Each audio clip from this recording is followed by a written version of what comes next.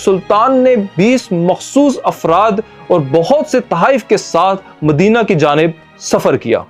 कहा यह भी जाता है कि इस सफ़र में सुल्तान नूरुद्दीन जंगी के साथ नौजवान सलाहुद्दीन अय्यूबी भी थे। सुल्तान नूरुद्दीन जंगी और सलाहुद्दीन अय्यूबी के ताल्लुक के बारे में हम आगे चलकर बात करेंगे। सुल्तान ने रोज़े रसूल सल्लल्लाहु अलैहि वसल्लम पर हाजिरी दी और मस्जिद नबवी में बैठ के ऐलान किया गया कि अहले मदीना मस्जिद नबवी में पहुंच जाएं, जहां सुल्तान इनमें तहाइफ तकसीम करेंगे।